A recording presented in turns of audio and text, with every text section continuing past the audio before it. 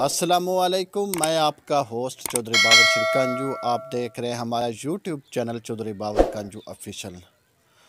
ਅੱਜ ਮੈਂ ਤੁਹਾਡੀ ਖਿਦਮਤ ਦੇ ਵਿੱਚ ਆਪਣੇ ਪਿੰਡਾਂ ਦੀ ਔਰ ਆਪਣੇ ਪੰਜਾਬ ਦੇ ਦਿਹਾਤਾਂ ਦੀ ਇੱਕ ਪੁਰਾਣੀ ਸਕਾਫਤ ਤੁਹਾਡੀ ਖਿਦਮਤ ਦੇ ਵਿੱਚ ਲੈ ਕੇ ਹਾਜ਼ਰ ਹੋਇਆ ਹਾਂ। ਔਰ ਇਹ ਪੰਜਾਬ ਦੀ ਕਿਹੜੀ ਇਹਨਾਂ ਦਿਹਾਤਾਂ ਦੀ ਪੁਰਾਣੀ ਸਕਾਫਤ ਹੈ ਕਿ ਉਹੀ ਕੱਚੇ ਤੰਦੂਰ, ਉਹੀ ਕੱਚੀਆਂ ਚੁੱਲ੍ਹਾਂ ਔਰ ਉਹੀ ਮਧਾਨੀਆਂ ਅੱਜ ਵੀ ਇਹਨਾਂ ਪਿੰਡਾਂ ਦੇ ਵਿੱਚ ਪੁਰਾਣੀ ਸਕਾਫਤ ਨੂੰ ਕੁਛ ਲੋਕ ਉਹਨਾਂ ਨੂੰ ਇਸ ਨੂੰ ਯਾਦ ਦੇ ਤੌਰ 'ਤੇ ਅੱਜ ਵੀ ਉਹਨਾਂ ਆਪਣਾ ਇਹ ਸਕਾਫਤ ਰੱਖੀ ਹੈ। ਅਤੇ ਆਈਏ ਹੁਣ ਮੈਂ ਤੁਹਾਨੂੰ ਵਿਖਾਉਣਾ ਸਭ ਤੋਂ ਪਹਿਲੇ ਉਹ ਪੁਰਾਣੀ ਸਕਾਫਤ ਹੈ ਅਤੇ ਮੁੜ ਅਸੀਂ ਇਸ ਪਿੰਡ ਦੇ ਜਿਹੜੇ ਵਸਨੀਕ ਲੋਕ ਨੇ ਉਹ ਇਸ ਪੁਰਾਣੀ ਸਕਾਫਤ ਨੂੰ ਇਹਨਾਂ ਰੱਖਿਆ ਹੈ, ਉਹ ਇਹਨਾਂ ਕਿਸ ਦੀ ਯਾਦ ਦੇ ਤੌਰ 'ਤੇ ਔਰ ਇਹਨਾਂ ਕਿਵੇਂ ਸਾਂਭ ਕੇ ਰੱਖਿਆ ਹੈ। ਆਈਏ ਚੱਲਦੇ ਹਾਂ ਹੁਣ ਅਸੀਂ ਤੁਹਾਨੂੰ ਪੁਰਾਣੀ ਸਕਾਫਤ ਵਿਖਾਉਂਦੇ ਹਾਂ ਔਰ ਉਸ ਤੋਂ ਬਾਅਦ ਅਸੀਂ ਕਿਹੜੇ ਪਿੰਡ ਦੇ ਇੱਥੇ ਦੇ ਵਸਨੀਕ ਲੋਕ ਨੇ ਉਹਨਾਂ ਨਾਲ ਵੀ ਗੱਲ ਕਰਨੇ ਹਾਂ। ਇਹ ਪੰਜਾਬ ਦੇ ਪਿੰਡਾਂ ਦਾ ਦੇਸੀ ਮਾਹੌਲ ਹੈ ਅਤੇ ਜਿੱਥੇ ਹਰ ਪਿੰਡ ਵਿੱਚ ਅੱਜ ਵੀ ਕੱਚੀ ਕਿਚਨ, ਤੰਦੂਰ ਅਤੇ ਕੱਚਾ ਚੁੱਲ੍ਹਾ ਅੱਜ ਵੀ ਮਿਲਦਾ ਹੈ ਔਰ ਕੱਚੀਆਂ ਹਵੇਲੀਆਂ ਅਤੇ ਕੱਚੀਆਂ ਚਾਰ ਦੀਵਾਰੀਆਂ ਅੱਜ ਵੀ ਮੌਜੂਦ ਨੇ।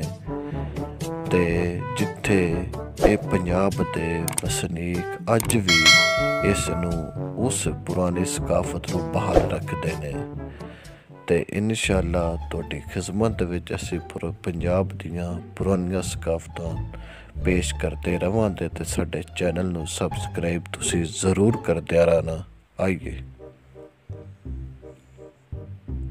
शहरों में लाखों रुपए से बनाए जाने वाले जदीद तरीन बावर्ची खाने की बजाय देहाती ख़वातीन खुद ही कच्ची मिट्टी से चूल्हा चौकी तैयार कर लेती हैं। देहातियों के बावर्ची खाने अमूमन घर की किसी दीवार के साथ बनाए जाते हैं, जबकि खुले आसमान तले बनाए गए तंदूर जो सर्दी गर्मी दोनों मौसमों में इस्तेमाल होते हैं। चूल्हे के ऊपर ही मिर्च मसाला रखने के खाने बनाए जाते हैं जो घर में आने वालों की तवज्जो का मरकज़ होते हैं।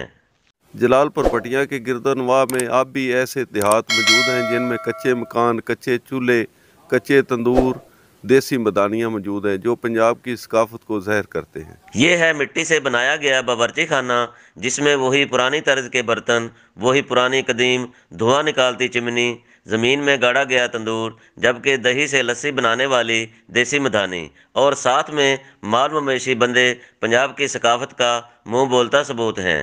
खालिद सकाफत की झलक शहरों से दूर देहातों में देखने को मिलती है। ये देहाती ख़वातीन सकाफत को ज़िंदा रखने में अहम किरदार अदा कर रही हैं। मोहम्मद अस्सलाम वालेकुम। वालेकुम सलाम। ਕੀ ਹਾਲ ਨੇ ਅੰਕਲ ਜੀ? ਠੀਕ ਹੋ? ठीक अल्लाह दा शुक्र। तुसी अपनी सुनाओ? ठीक ਦੁਆਵਾਂ ਅੱਲਾ ਦਾ ਸ਼ੁਕਰ ਹੈ। ਤੇ ਅੱਛਾ ਅੰਕਲ ਜੀ, ਜਿਹੜਾ ਪਿੰਡ ਦੀ ਇੱਕ ਦਿਹਾਤੀ ਪੁਰਾਣੀ ਸਕਾਫਤ ਹੈ, ਕੱਚੇ ਮਕਾਨ, ਕੱਚੇ ਚੁੱਲ੍ਹੇ, ਕੱਚੇ ਤੰਦੂਰ ਔਰ ਉਹਨਾਂ ਦੀ ਕਿਹੜੀ ਅੱਜ ਦੀ ਜਦੀਦ ਕਿਚਨ ਤੇ ਬਜਾਏ ਉਹ ਕੱਚੀਆਂ किचना ते वो दोनों माहौल कैसा तुसी महसूस करते हो?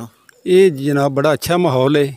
पुरानी सकाफत जेडे साडे प्यो दादे वड्डे साडे जेडे करदे है उनके मुताबिक जनाब ये हुण भी जेडे साडे असी फख्र महसूस करने अपने आबाओ अजदाद दा जेड़ा साडा पुराना कल्चर सी, पुरानी सकाफत उवें हल रखना, ठग्गे वो सारे जेड़ा काम है असी पुरानी खेती बाड़ी दा रखिया है ते अल्लाह दा शुक्र है। अच्छा, ਜਿਹੜੀ ਅੱਜ ਦੀ ਉਹ ਇੱਕ ਨਵੀਂ ਸਕਾਫਤ ਆ ਗਈ ਹੈ ਯਾਨੀ ਕਿ ਕਿਚਨ ਵੀ ਮਾਡਰਨ, ਬੈਡਰੂਮ ਵੀ ਹਰ ਚੀਜ਼ ਹੈ, ਉਸ ਨੂੰ ਤੁਸੀਂ ਕੀ ਮਹਿਸੂਸ ਕਰਦੇ ਹੋ? ਜਿਹੜਾ ਨਵਾਂ ਆ ਗਿਆ ਉਹਦੇ ਵਿੱਚ ਤੁਹਾਨੂੰ ਪਤਾ ਹੈ ਜਿਵੇਂ ਜਿਵੇਂ ਸਾਇੰਸ ਤਰੱਕੀ ਕੀਤੀ ਹੈ ਜਾਂ ਇਸ ਤਰ੍ਹਾਂ ਹੋਇਆ ਹੈ ਉਹ ਇੰਨਾ ਨਾ ਅੱਛਾ ਨਹੀਂ ਹੈ। ਸਾਨੂੰ ਜਿਹੜਾ ਪੁਰਾਣਾ ਦੇਸੀ ਕਲਚਰ ਹੈ ਨਾ ਇਹ ਮਜ਼ਬੂਤ ਹੈ, ਇਹਦੇ ਵਿੱਚ ਅੱਛਾ ਹੈ, ਇਹਦੇ 'ਚ ਜਿਹੜੀਆਂ ਸਾਡੀ ਖੁਰਾਕ ਹੈ ਉਹ ਵੀ ਅੱਛੀ ਹੈ। ਅਤੇ ਜਿਹੜਾ ਜਦੀਦ ਹੈ ਉਹਦੇ ਵਿੱਚ ਤੁਹਾਨੂੰ ਪਤਾ ਹੈ ਜਿਵੇਂ ਜਿਵੇਂ ਸਾਇੰਸ ਤਰੱਕੀ ਕੀਤੀ ਹੈ ਜਾਂ ਜਿਵੇਂ ਨਵੀਂ ਚੀਜ਼ਾਂ ਆਈਆਂ ਨੇ ਉਹ ਪੁਰਾਣਾ ਗੱਲ ਜਿਹੜੀ ਹੈ ਉਹ ਨਹੀਂ ਉਹਦੇ ਵਿੱਚ, ਨਾ ਹੀ ਉਹਦੇ ਵਿੱਚ ਉਹ ਖੂਬਸੂਰਤੀ ਹੈ। ਅਤੇ ਅਸੀਂ ਅੱਛਾ, ਜਿਹੜੀ ਤੁਸੀਂ ਆਪਣੀ ਪੁਰਾਣੀ ਕਿਚਨ ਹੈ ਜਦੀਦ ਕਿਚਨ ਨਾਲੋਂ ਉਹ ਕਿਚਨ ਨਵੀਂ ਵੱਧ ਠੀਕ ਹੈ ਜਾਂ ਉਹ ਪੁਰਾਣੀ ਠੀਕ ਹੈ? ਨਵੀਂ ਨਾਲੋਂ ਪੁਰਾਣੀ ਚੰਗੀ ਹੈ। ਉਹ ਕਿਸ ਤਰ੍ਹਾਂ? ਨਵਾਂ ਇੱਕ ਦਿਨ ਤੇ ਪੁਰਾਣਾ 100 ਦਿਨ। ਉਹ ਕਿਸ ਤਰ੍ਹਾਂ?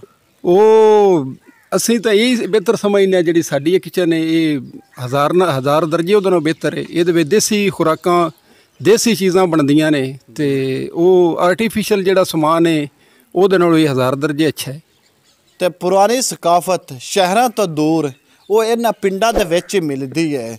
ਜਿਹੜੀਆਂ ਦਿਹਾਤੀ ਔਰਤਾਂ ਅੱਜ ਵੀ ਉਹ ਇਸ ਨੂੰ ਆਬਾਦ ਰੱਖਦੀਆਂ ਨੇ। ਤੇ ਇਸੇ ਨਾਲ ਹੀ ਮੈਂ ਤੁਹਾਡਾ ਆਪਣਾ ਹੋਸਟ ਚੌਧਰੀ ਬਾਬਰ ਸ਼੍ਰੀਕੰਜ ਨੂੰ ਤੁਸੀਂ ਇਜਾਜ਼ਤ ਦਿਓ। ਵਾਸਲਾਮ।